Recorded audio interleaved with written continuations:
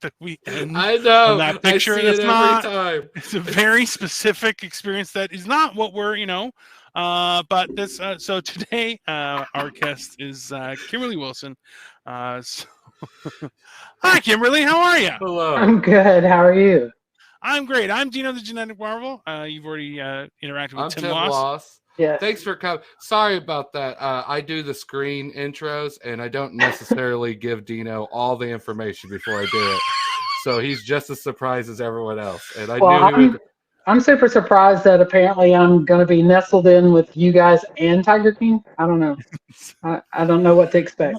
We came to party. We came to. All right. We're here to have a good time. That's just how it is. Fair enough. Kimberly, thanks for coming to Idiot Says What. We really appreciate it. You can introduce yourself to our audience. I know you do comedy out of Alabama. Is that correct? It is correct. My name is Kimberly Wilson. By day, I'm a high school English teacher of 27 years. By night, I embarrass myself in front of strangers, both performing stand-up comedy as well as being one of the co-founders of Shenanigans Comedy Theater, which is a nonprofit theater in Huntsville, Alabama. You said English teacher, and I saw Dino's eyes light up. He's like, finally, someone I can connect with. Most people, I say that, and they're just like, "Please don't correct my grammar." And I'm No. I'm confident that my grammar is horrible. I've just embraced it. okay.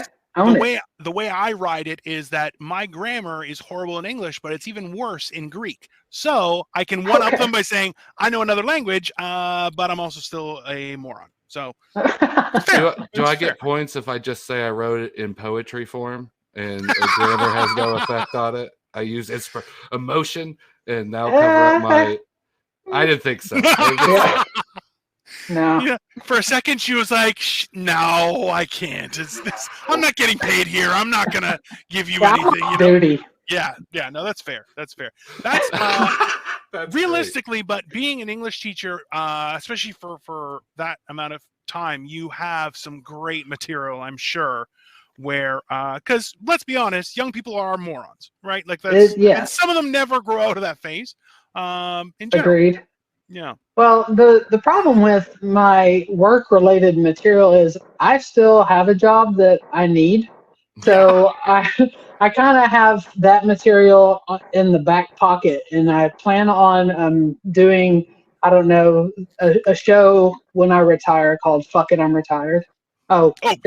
Is language okay here? I'm a little fucking offended that you started throwing away these fucking cuss words. No, you're cool. Okay. You're good.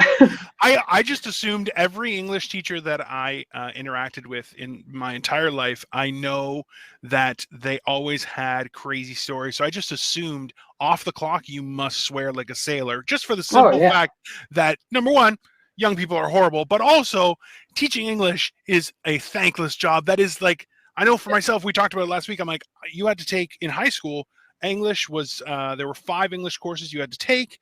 And after that, then you could get to a creative writing class or a storytelling. Like you couldn't branch out until that point. And going through it, oh, sweet Jesus. Because my writing, horrible, and was with a pen, which I'm like, it's not good.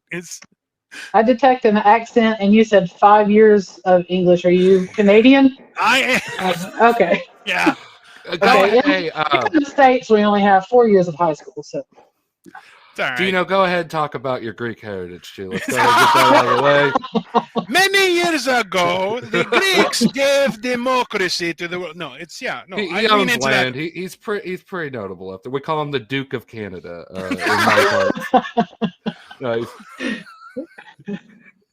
Every time. Well, this is going to blow your mind. I actually got accepted to a college to start my education to become a teacher, and I'm terrified now. So that's probably the appropriate response for it. Yes. Yeah, be afraid. Be very afraid. Well, go ahead, Dino. Go ahead. No, it's more so with regards to the comedy. Like I could definitely see that you would have certain limitations, obviously, with sharing information. Is it high school that you teach, or yes? Okay. So prime time to ruin a child's life. like, you know, for their identity, not for like other things. But like realistically, there's going to be some limitations on that, right? You got So- to forgive the Canadians. They need justifications for ruining stuff. Well- we just do it. Well, we just- listen, you know what? Like, everyone's just doing the best. Like, the best part about the pandemic is we all learned, hey, we're all fucking stupid for some shit. And, you know, realistically, we all learned that, hey, you know what? We're just fucking trying. You know, that's it. We're just trying because there's no manual. And the guys who figured it out, they don't give a shit and aren't sharing. So we're just going to try and A for effort and run on that, you know? You do the best you can until you know better, and when you know better, you do better. That's all you can do. I think that's reasonable. That's a Maya Angelou quote, by the way. Anyway. Well, Sorry, I had just to get thought nerdy you at were pretty least one awesome. point. I was like, damn, that's delightful. I wrote that down. I was going to quote you and saying it earlier, so thank you. When we look back at this, it's by I Kimberly should- Wilson. It's going to be Kimberly Wilson quote for sure. You did mention you work with the theater Shenanigans, right? Mhm. And what is so you do book it, if I am correct, sometimes, or in Correct. control. What is a common mistake comics make in the booking process and reaching out to maybe not you, but just in the whole process? What's a common mistake comics do? And to get booked the first time, probably badgering is one of the things that happens a lot. Be it, you know, in person, like, so when you gonna put me up? Or if it's, you know, emailing weekly, you know, yep, still available, you know, that kind of thing. Once they get booked, the laundry list gets even longer as to the mistakes they make on getting rebooked. So, yeah. Oh no, we can be candid. I probably did one on the first one when I messaged you. On the second one, I probably did 2 or 3.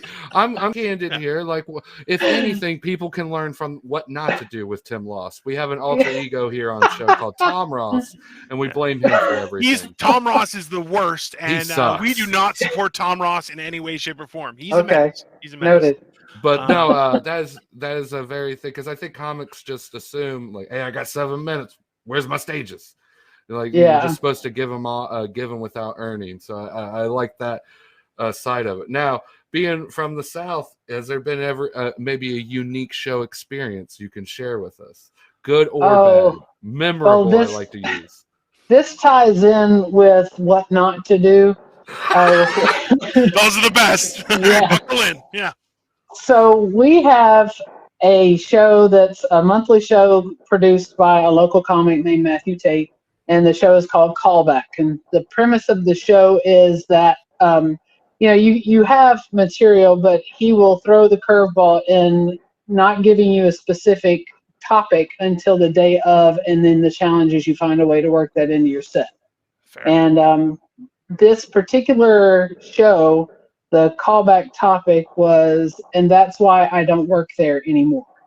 Okay. So comics will weave that into their set. Well, there's this one guy who he came with a fantastic comic out of Memphis. I'm going to be professional, although I don't want to be, and not use this guy's name. But he came with a great comic out of Memphis as a like 3rd tier.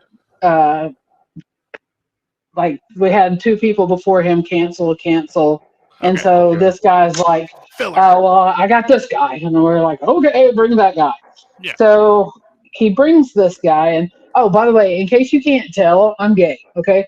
So I'm going to throw that out there. That's what a ton of my material is about. We like to hate people for who they are on the inside, not their orientation. or anything Perfect. like that. Perfect. Yeah, I can respect that. It is the Greek way. It's okay. I did that just for Tim. Sorry, continue, please. No worries. Okay, so, and one of the other co-founders and is ever present at the theater is my wife, Jessica. Okay. So nobody's, keeping any secrets about who we are. We don't attempt to or want to. Yeah. So this guy comes in and starts to do this set, and the way that he ends up meandering to his biases is to do a bunch of hacky jokes about his dad is homophobic. No, it was him. Anyway, his dad is homophobic, and so he has all these hacky jokes about how these are names of businesses his dad wants to start, and they're all dear terrible, Lord. cliched, stupid jokes about Exactly, gay yeah. stuff. Like the grease pit for a gay bar or whatever. Anyway, I'm a fat guy. I go to the grease pit. Yeah, that's fine. yeah, that kind of, and I don't even remember if that's what he said, but that's an example of how bad they were. So it wasn't. It's offensive as all hell, but it wasn't even good. Like even Right, exactly. punchy. I'm like, if you're gonna be a bigot, be a clever one, please. Right. Thank you. Thank you. Make That's all I everyone ask. laugh. Make everyone laugh. Yeah, because That's the I job. can laugh at myself. Trust. So anyway, he's unapologetically terrible, and he's going through his bit. Well, then he gets to this bit about how I don't remember the actor's name. But there was an actor in Black Panther who was also in some other show, and he's saying how terrible this guy is. And he said he's not terrible because he's a bad actor. He's terrible because he was gay and whatever and sucked this guy's dick. And so, and said he should, and because of that, he should have died instead of the star of Black Panther dying. God dang. Okay, right. So it's that egregious. Now, keep in mind, I am about sitting the entire time 15 feet away running the sound booth for this show, 15 feet away from the stage. And he's saying all that. And then he is brazen enough at the end of the set to look straight at me and go, and that's why I don't work here anymore. So it was completely belligerent and premeditated. Oh, dude. On top of being awful. So, yeah.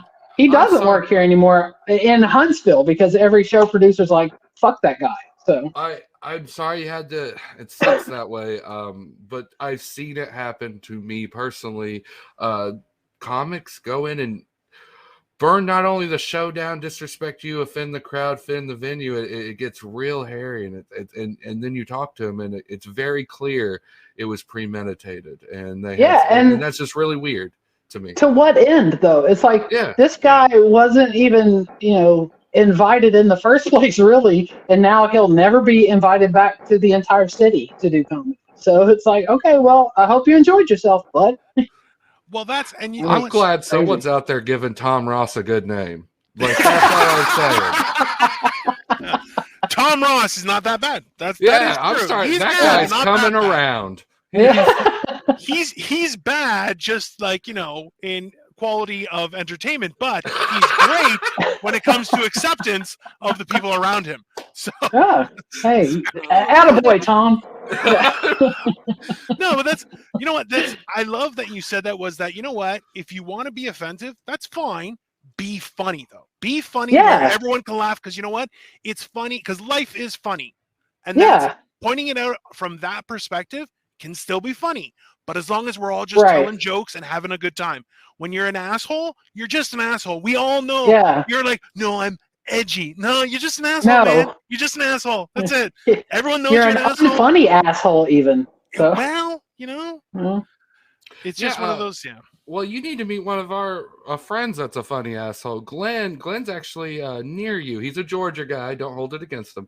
But he's a big fan. So if you ever get near to Huntsville, Glenn, check out Shenanigans and do a show out there. He's a big fan of stand-up comedy, been a big supporter of me for a while. What was his comment? It said Huntsville's a mess anyway, and then it went away. This goes to Hartsville. Be safe. Oh, we won't talk about Glenn misspelling Hartzell, but you're not wrong. It's okay. See? Look at that. Hey, Glenn's, he's a musician. Like, come on. You're like, you've been killing it. Like, he goes to places and he performs with his shirt off, and they think it's okay. Like that. So that's how good he is. It's his gimmick. He's the shirtless dad. So shout out to. Did he come before or after Bert Kreischer though? Probably after. Knowing us, we like to spin other people's original ideas as our own and make it. It's meme culture. That's what we're trying to do. Oh, see, in my world, we call that plagiarism. My bad. It's 2021. Is it 2022 now? It's a new decade. Who knows? But you are correct. It's very much plagiarism. Yeah. I think that's the difference, though, between the idea with regards to how you deliver it, right? Like, you can make a lot of things, do a little change, and now it's your own. You're going, yeah, kind of, but that's TikTok stuff, right? Like, that's TikTok and stuff. You're like, yeah, okay, we're just sharing funny stuff. Yeah, that's great. But it's like when you're on the road, like, have you ever had that being in that situation? I'm sure you've seen people that you're going, that's not your joke, and you're kind of going, well, that's not yours either. Oh, what the hell's going on here? And you're kind of going, am I the only one who realized what's going on? And you kind of like, do you call it out, or do you just go, all right, have a great life, buddy, but don't come back? Like, how do you deal with that? That's actually a really good question. As a booker, how do you navigate the feelings of comics by telling them the truth, basically? Well, I haven't had that direct experience, but I've had the inverse in that I had someone accuse me of stealing material in order to try to stir controversy to get fodder for his podcast. And what was hilarious is that he did it in such a stretch that it was humorous, and no one bought into it, and completely burned a bridge, here as well, because I'm like, you're gonna slander me and then want to get stage time. And so I just never played into that, because I knew that it was, and what he did was, there was just like with all stand-up, if you zoom out, you've got a common premise among 1,000 different comics and 1,000 different jokes, right? And so the premise that I'm sure tons of comics have riffed on, that I had material on at the time, was basically that how absurd it is that you will clean the house before the maid comes over, right? But in my particular case, I was drilling down and giving other examples of that I'd never heard anywhere. But then he saw the premise on a sitcom, and then decided that I stole the material from the sitcom. So I'm like, okay, whatever, guy. It's dear Lord. See, this again hits close to home. We haven't really talked about this, but in the past, maybe we have been, somehow a Photoshop situation came in effect where they somehow plagiarism came in. They said, you're plagiarizing our style of making flyers or something. And I was like, yeah, we have poster our wall. What the hell are you talking about? It boiled down to like, almost like, did you guys invent Photoshop? Like, I don't understand what the premise is. And it got really weird, almost like exactly what you were saying. Yeah, well, that's like, realistically what we were doing was we would put our faces on weird characters. Like, we did one with Tim where it's this, and you're going, yeah, that's hilarious, right? Because see, why does he have to use that one as the example? He did that one. Okay, the other one is a little bit better. The other one looks like a bit to the dentist of the last century. So like that's why I prefer that one. The other one's accurate. I'm not saying I don't appreciate the artistry involved. I thought we were friends, is what I'm saying. Well, we work together, so it's it's limited. We're on a new friendship level. You can tell me that as friends. Like, you're going to give me a toothbrush for my birthday type stuff. I get you. Big box of floss, just unraveled. Maybe a knot once in a while to get a little pop. Good old flash of floss ball. I like your style.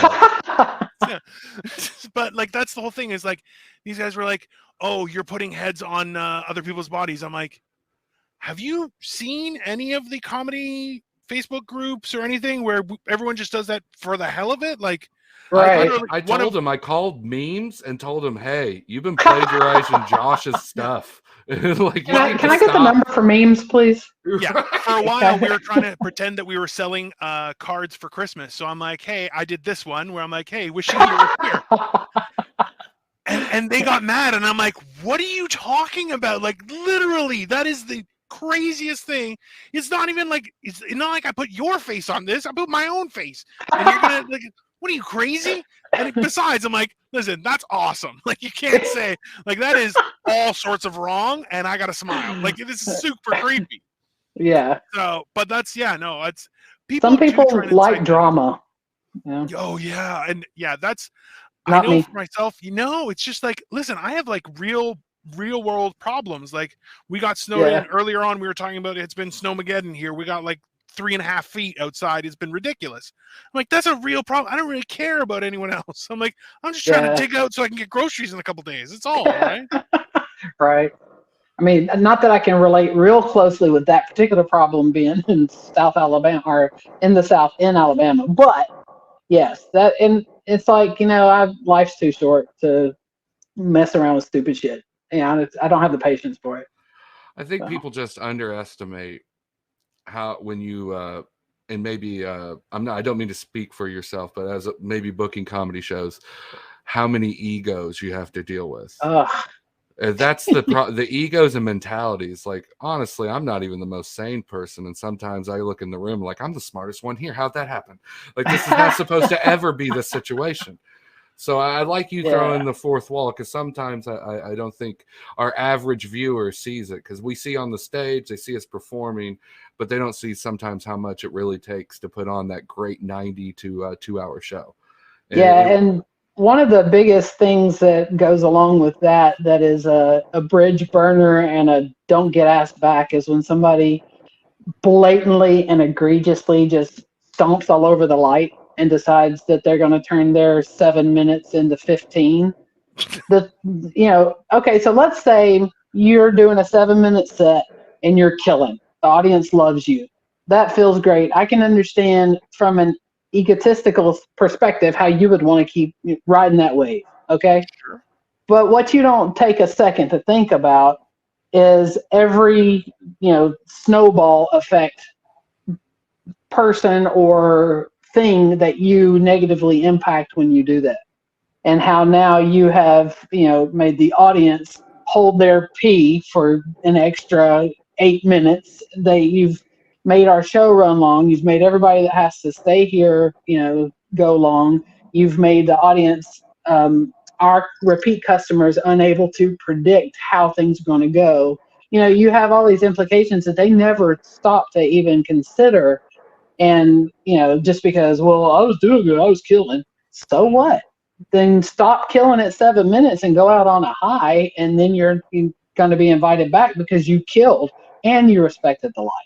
Yeah. So yeah, why bust all your wad out? Like, I did all my great 30, so I can't invite you back. I gotta, because you can't come back in 3 months, especially in my area. You can't come back in 3 months and have the same set. They'll kill you. Right. Like, that's like and rightfully so, though. Well, I mean, in some aspects I understand, and so, but if you want to keep some of your tried and trues and mix it up, that's fine. But you also got to know, from a production standpoint, you need time. You need that extra time to be away so we can forget. You can't be showing up every other month like, hey, remember that one joke? I'm going to tell it again. And it's like, well, sorry. And I learned it the hard way. I'm not being me. When I went to one show and the guy started reciting my punchline before I got to it because he was at the first show, and I was like, ooh, that's a lesson. You don't want the crowd teaching you lessons as a stand-up comic. You're supposed to be one authority. You want them to laugh and stuff like that. So I got a mic problem. Well, are you Sorry, still guys? Oh, no, you're fine. If you can hear me, we're near about our 30-minute mark anyways. This has been amazing. If you want to do a last plug of anything you got going on in your area to our fans.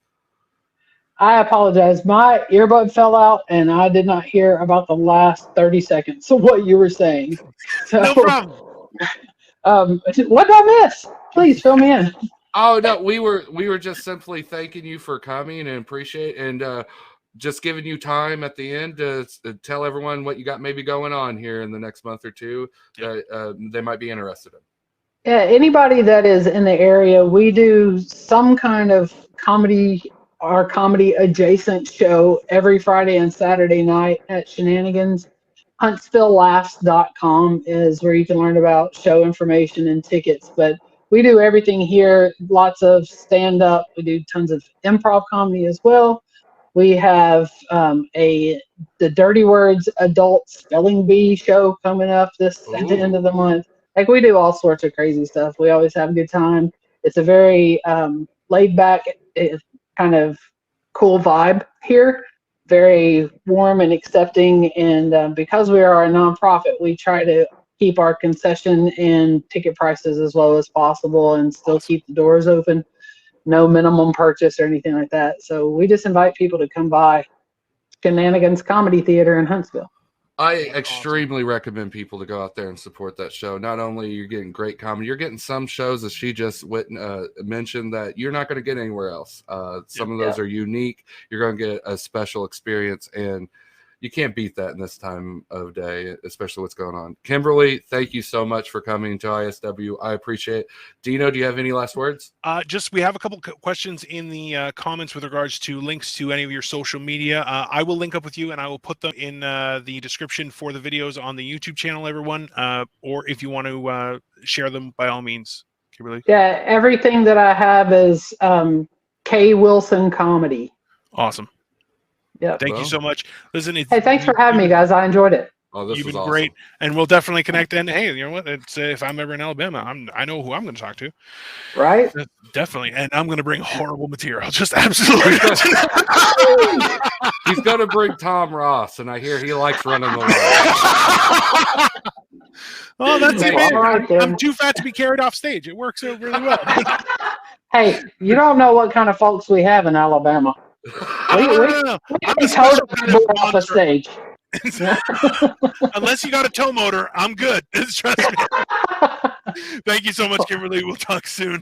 All right, sounds good. Bye. Ah, that was fantastic. Dude, that was awesome. Watch Idiot Says What live on Facebook and YouTube every Tuesday at 9 p.m. Eastern Standard Time.